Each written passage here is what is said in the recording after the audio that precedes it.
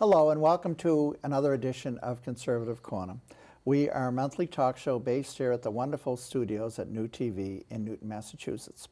We deal with issues on a state, local, and national level, and sometimes on an international level, and issues that are very much pertinent to our nation, to our Commonwealth, and to our community in the Boston area. And specifically what we're dealing with tonight is something that is happening right now as we speak. You see it on the news all the time, and that is the current war with Iran. Now, as many of you will remember, going back 47 years, Iran has been at war with the United States for 47 years. You've heard that number, 47, repeated continuously from the president on down to news anchors. Why 47? Because it was in 1979 that the radical Islamic mullahs took over the United States Embassy in Tehran and held our American diplomatic personnel for 52 days, for 444 days. There were 52 of them, and then finally released them. A few years later, in 1983, the Iranians sponsored, with their proxy Hezbollah, their terrorist group, in Lebanon, the attack on the American Marine barracks in Lebanon, which killed 241 Marines, followed shortly thereafter with the attack on the American embassy, which killed dozens of people.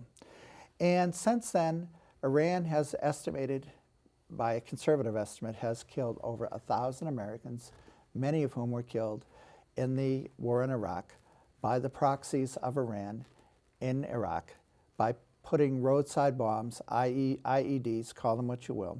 So many thousands, so many hundreds of Americans were killed, and so many thousands were maimed.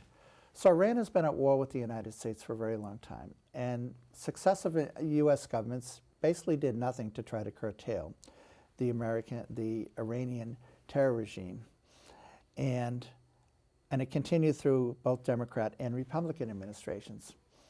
Now recently, to his credit, to the credit of the current administration under Donald J. Trump, they've decided that enough is enough, that Iran has to be dealt with now, and it has to be demilitarized now. It has to be, shall we say, destroyed now.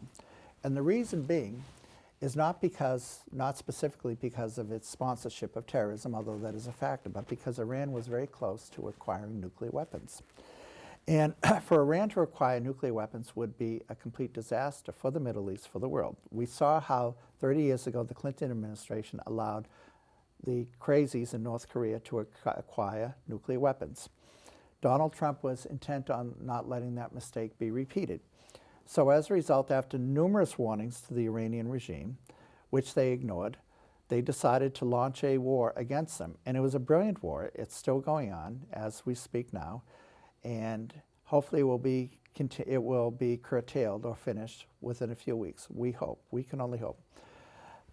One of the consequences of this despotic Iranian regime have been the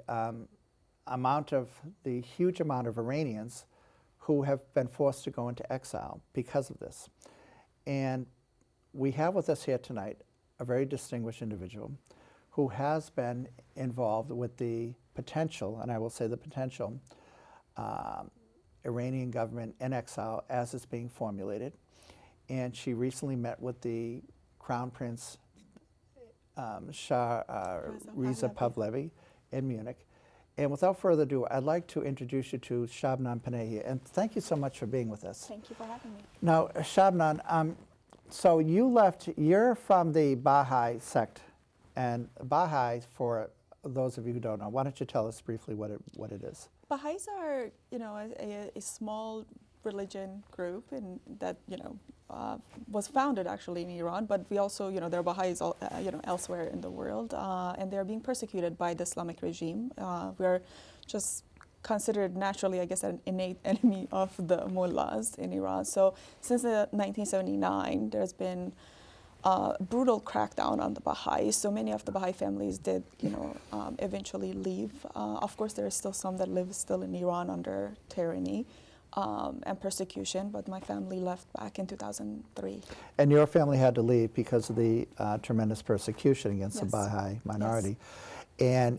And, what's interesting is that I, too, full disclosure, I have in-laws, relatives from Iran, and they were Jews, Iranian Jews. So they weren't necessarily persecuted.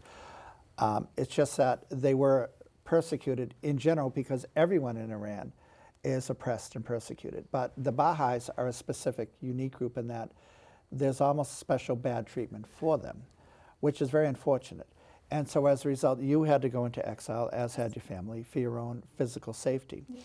And now you've been living here since, what year was it? 2003. 2003. Okay, and you came here at what age? 16. Okay, so you were young. So probably about half of your life you've been here in More America. than half of my life. More than half your life. Okay, it's my math. And since then, you have met with and formed alliances with and formed organizations with other like-minded Iranians in exile, like yourself and your husband. And now the day of reckoning has come in that, yes, unlike what we saw under prior regimes, Obama administration and the Bush administration, again, Democrats and Republicans, likewise, they did nothing to help the matter.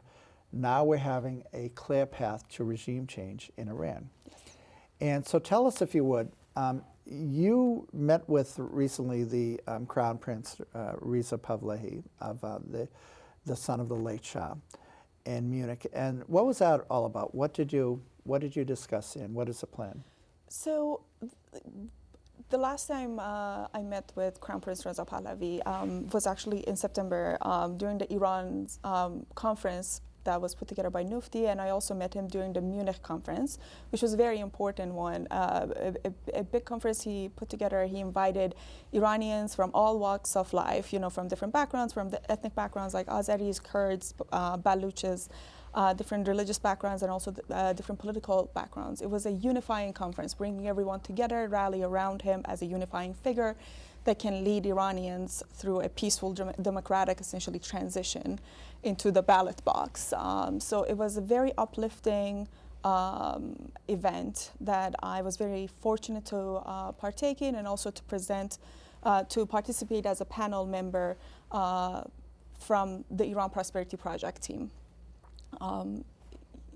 Many people that actually were in that conference, they were in some shape or form, essentially, they were affected by the Islamic regime, and they were there to show their solidarity with the Iranian people, to say that they don't want the regime, and also to rally behind the Crown Prince as the unifying figure that we think that is the only person that can actually essentially lead us to a peaceful transition to a democratic Iran.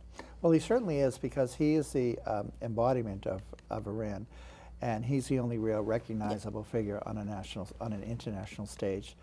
And is it true, from your sources in Iran, that the mullahs have killed 35,000 of their own people in protests against the Iranian regime? Yes, that is true, and many believe through reputable sources like the doctors and nurses that have witnessed, what has happened.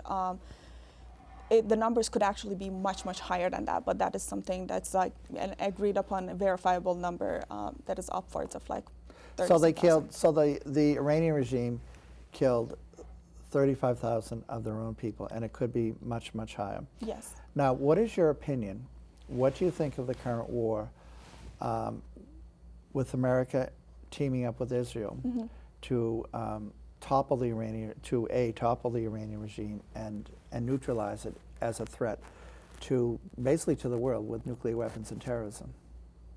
Are you asking like what I think about like what's happening? What do you think of the whole war as an Iranian in exile? As an Iranian in exile, I mean, it was something that, like I've said, it needed to happen. Like you also said, it is long overdue. The regime was a threat, is an imminent threat to the United States, to Israel, and to the rest of the world through their proxies, through the ideology exportation that they have into like West, to Europe, and to America actually. So this needed to be done. The overall sentiment in diaspora and also inside Iran, we are happy that this is happening, as much as it may sound not this. It may not sound like a normal reaction to war. It may sound like what kind of people would be welcoming war upon themselves. But as you mentioned, this regime is very brutal. ruthless. They kill their own citizens, and they also, they will not, blink for a second for killing Americans either. So this is a very much of a welcome thing. We know that this war is not with the Iranian people, and it's with the regime. It's to take the regime down, essentially. That is not only just, it's a threat, to the United States, but also like to its own citizens. So in the sentiment I also see from inside Iran, the little bit of information that comes out, because there's that internet blackout, people say that they actually get nervous when they don't hear the bombs coming, because they worry that there will be some sort of a deal, and they will, and people will be left with this regime again to continue to slaughter, the citizens. So people want essentially this war to, the result of this war to be the end of the regime, and not to be, left like essentially kind of like half wounded to continue on terrorizing their own people and and the world. I think that it's going to continue under President Trump, because Trump will not end the war until its complete victory. Now, what does complete victory mean? As of now, it means really, I think, the overthrow of the despotic regime in Iran, which is long overdue, and also the neutralization of Iran as any military threat anywhere in the world. However, the missiles are still flying out of Iran, and they're landing in various places around the Middle East, specifically Israel and the Gulf states as well. So they're basically shooting missiles everywhere, indiscriminately, into civilian centers. Mm-hmm. I mean, you can see the carnage in Kuwait, Bahrain, hitting hotels, hitting airports, in Israel, hitting residential areas. Now, what's interesting, if not typical, was that neither the U.S. nor Israel are attacking civilian centers in Iran. They're strictly government or military targets. Now, as happens in wars, that collateral damage, missiles, rocket attacks, call it what you will miss their targets and hit civilian areas. But it's not intentional when the U.S. and Israel does that. However, it is intentional when the Iranian mullahs do that. I mean, they're attacking civilian areas all over the Middle East. They even attacked, for God's sake, Cyprus. They wanted to attack a British military base there, and of course the British, being the timid souls that they are these days, refused to retaliate and refused to join the war effort against Iran. But I think, what is your perspective on how long the war will last and how long should it last? What do you think? I don't think it's going to actually take a long time to bring this regime to its knees. Because now we're in the middle of March. What would you say in Easter, Passover, the first week in April? What would you say? I would anticipate that this is not going to go past April. Okay. Maybe even sooner. I personally think it will be much faster than that. Maybe a couple of weeks when finally most of the regime's forces will be neutralized. But it could also, obviously it's a war, it could go a little longer, but I don't anticipate it to be anything longer than April. I would be surprised if it is. What's interesting also about this war is that it's strictly an air war. Yes, there are naval forces surrounding Iran from the United States, but they're shooting missiles, and they're not landing troops or Marines onto Iranian soil, at least not yet. And of course, there are the respective air forces from Israel and the United States that are attacking Iran. So this is really an attack against Iran from the air. And the question is, can air power alone defeat a country and topple a regime? And if it's done this way, then it will be among the first time in history that it's done. That during World War II, this was the hope for result, with the U.S. attacking Japan and Germany with air power. Well, it didn't work out then at the time. You needed ground troops. So to occupy and to attack, with the exception of Japan, which was the war ended because of nuclear bombs. That's another subject. However, my main concern is that if air power isn't enough, then will they have to send in ground troops, and to what extent will they do that? Now, obviously, Israel doesn't have the manpower to do that, but the U.S. does. And there's talk about sending the Marines in as we speak now from the main terminal island. What's it called? Karg? The Karg. Karg, yes.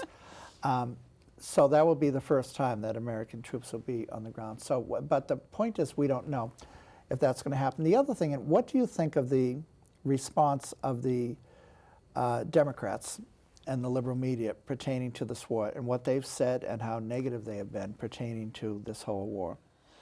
You know, I have to say I haven't been surprised necessarily with their reaction, but it's unfortunate that they, you know, that most of the Democratic Party, you know, pride themselves as, you know, a group of people that are about human rights, liberty, and whatnot. But they were very quiet. Most of the Iranian diaspora and inside Iran, when we are able to talk to people inside Iran, they are surprised as to how they are not seeing the suffering of Iranian people and what this regime has done. And majority of the Iranians in diaspora, the way they see it is the Democratic Party is essentially trying to somehow save this regime from falling by, you know, opposing what President Trump is doing. Like, you know, we are not happy about that, obviously. I've talked to so many Iranians in diaspora that up until this war and like what happened, either they were voting Democrat or they were registered Democrat in some shape or form, or they aligned with that, you know, political affiliation.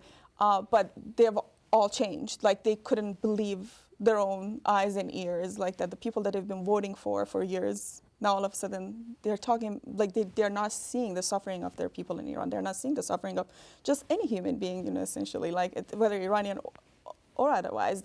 They state majority of like higher profile Democrats stayed very much silent about 40,000 people being slaughtered over 2 days in Iran, you know. So that was very disappointing for the Iranian diaspora, and I keep hearing people saying that they're changing their Iranian Americans, they're changing like their political party because of this, and they keep talking, and they should, and they keep talking about how they should organize, help the Republicans during the midterm, which is a welcome thing. That would be wonderful. Absolutely, you know, they were able to see through this process who actually has their back, you know, who the President Trump was the man of, you know, is the man of his word, and he did say, you know, he's going to send help, and he did. And of course that's you know the rallies in Los Angeles and New York, especially Los Angeles, have really been wonderful in terms of supporting the administration against the Iranian mullahs, and also in Boston there was a wonderful rally recently, and I know that they keep popping up around the country. So the Iranian community in exile, they're united in that, pretty much they're united in that they want this regime to fall. And I think as of now, which is the second, we're entering close to the third week in March, that the American people, for now, are behind the war effort, I think. And also because they see, you know, that the threat of Iran is being eliminated. Now, people say, well, there are some Democrat senatorial pundits who just say, well, why is Iran a threat to the U.S.? They don't have the ballistic capability to attack the U.S., even if they get nuclear bombs. Well, you know, that's really ridiculous, because the same could have been said of North Korea 30 years ago, where, okay, they don't have the ballistic missiles, but they have the nuclear bomb. Well, eventually Iran is going to get a ballistic missile, which can go. If they can hit Europe, then eventually they'll do it. They'll have one to hit America. So this threat had to be taken care of immediately, and it's very wise that we finally have a president with the fortitude, with the who is very proactive on this to do it, and he has done it. And I think that this is going to, this war will go to completion very soon, very soon. And but in the meantime, many Iranian people are going to suffer under the regime. Have you heard of that? What's happening in Iran now during the war? It's been very difficult to connect to people inside Iran, again, like because of the internet blackout. You know, the phone lines obviously are being tapped by the regime. There isn't internet really, so that's actually a struggle that they do have. And obviously because of all of the sanctions and everything, the, you know, economics also is not well either. So yes, they're under, you know, a lot of suffering. However, I have to keep repeating, every single time that even the smallest amount of information that comes out from Iran, people in Iran are welcoming the suffering. They know that if they can just get through this, they will be free, that there's actually hope at the end of this tunnel. So that's why they would rather suffer through this to know that they will be freed at the end. So that's the sentiment essentially coming out of Iran, despite the fact that they're going through so much right now. And also, You know, where the U.S. is not attacking, they're attacking military and government targets, and they're deliberately avoiding the oil infrastructure. Yes. When they attacked that island, that main oil terminal island, they purposely avoided attacking the pipelines and the tanks, the oil tanks. The reason being, of course, they want the economic lifeline of Iran to be intact when the regime falls. That is true. I mean, it's very obvious to us, you know, that the intention of the U.S. and Israel is not to completely obliterate Iran, you know, and its economy and everything. What they're trying to do is essentially bring down the regime, you know, eliminate the threat. But still, Iranian people are going to need the infrastructure, and you know, Israel and the United States has done, you know, a great job as much as possible. I mean, IRGC doesn't make it easy, but as much as possible, they have done a great job of like making sure that the infrastructure that Iran's economy is tied to, like you said, like the oil refineries and whatnot, aren't damaged. But in addition to those Iranians who are within the country, who will, when the regime falls, who will take over to run the government, and they've had to be quiet and very subdued, shall we say, at least on the outside of Iran, there's a very active potential Iranian government in exile led by the Crown Prince. And so they and you will be, and your husband will be ready to theoretically move in to get things going, to get things off the ground, and to establish a new government, a network of to lead to democracy with the Crown Prince, hopefully theoretically as the head of that. And I think that it won't be this time. It won't be like similar to when his father was the Shah for so many years up until 1979. Would you say that he'll be more of, say, the King of England, more of a figurehead, but a symbolic, important, unifying figurehead? Yes, he describes the Crown Prince. He describes himself as a transitional leader. You know, he essentially has stepped in, accepted that role of a transitional leader that would lead Iranian people to the ballot box so that they can decide their fate. You know, obviously there will be a transitional period where someone, you know, a group or committees, councils will have to, you know, run the government, make sure, like, you know, the safety, the country is stable, the people's safety is met, the economy is running to a certain extent, and that will be through the transitional government. He does have a plan in place, so I know a lot of people have questions as to, like, you know, what if there's a chaos, what, you know, things that happen in Iraq and Libya, and like people talk about this stuff. Iran is not Iraq, is not Libya. The Crown Prince has a team, has a plan in place, Iran Prosperity Project. We actually just published a 180-page booklet. I saw that. You know, outlining, I think, 13 sectors, like, you know, what we think that, you know, how it should be run, things that we should be doing from day one, essentially. But specifically for the first 180 days, there is a very extensive plan in place. I have had the honor of being able to participate in that and contribute to that booklet for the military and security sector. So, there's a plan in place. I don't think there has ever been like a regime fall and a transitional government that comes in place with such extensive, thoughtful, thought out, you know, plan. And also, not to mention, you know, Iran. Culturally, you know, it's the longest civilization that actually like has lasted for, you know, thousands of years. People have a sense of, like, you know, national pride. Iranian people are, you know, proud of their background. They are not just these factions and groups of, you know, tribes that were like kind of like put together like through just some random borders. There won't be a chaos after this regime falls. I know that is also a concern of many, many Americans, which rightfully so, because they've seen what happened in Iraq and Libya and whatnot. But Iran is different in so many different ways, culturally, historically, and the fact that we do have a unifying figure with a plan in place and a team that is going to step in and help, both from diaspora and also inside of Iran. You know, I think that my impression is that when the Iranian government falls, when the war is over and the Iranian government falls, the Iranian government in exile, the de facto Iranian government in exile, will move in smoothly to take over. And it will be akin to when the Allies finally retook France in 1944 in World War II. And there was a collaborationist, a Vichy government in France, and that government was quickly dispensed with. And then there was a government in exile for France that that moved in and just basically took over in a good way and got things moving and got things going. And I think that, and I hope that that will happen in Iran as well, because you know, I think really there's two things at work here. One is to defeat, obviously, the military capability of Iran, but two is to put in a government which will be friendly and, if not democratic, at least heading in the direction of a democracy.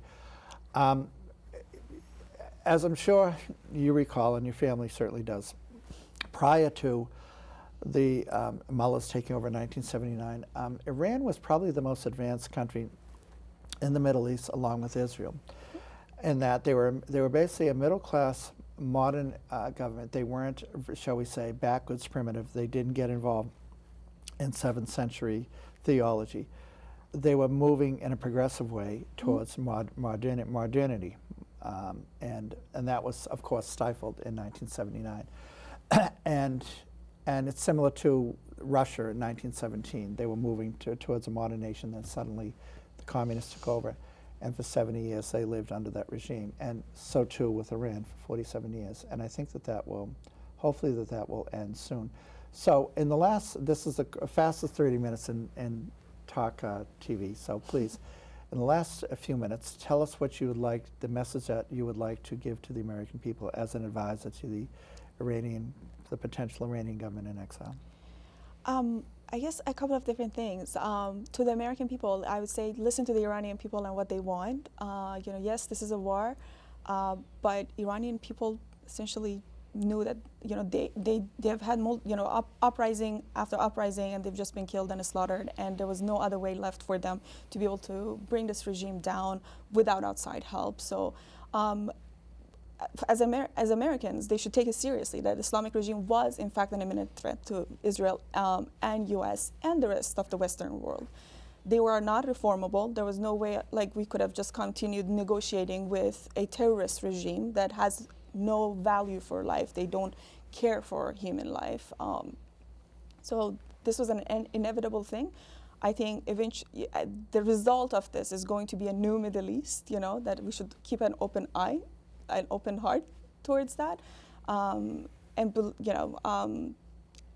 allow the, you know, President Trump and Israel to continue doing what the plan is, you know, to help bring this regime down, essentially, to its knees. And I think at this day and age, Iran, the current government and the current state of Iran is misplaced in the Middle East, especially in the Persian Gulf, where all those other countries have modernized, and Iran is behind that and behind modernization, but they will get there. They will get there. Once the war is succeeded. Yes. Again, I thank you so much for coming on. And thank you. And you're the mother recently of a wonderful, beautiful baby girl, 2 months old, named Sophia, whom we just met. Lovely. And we hope to have you back. Thank you. Once the war is won and once everything is gone, and, you know, and then there will be a free Iran. Thank you.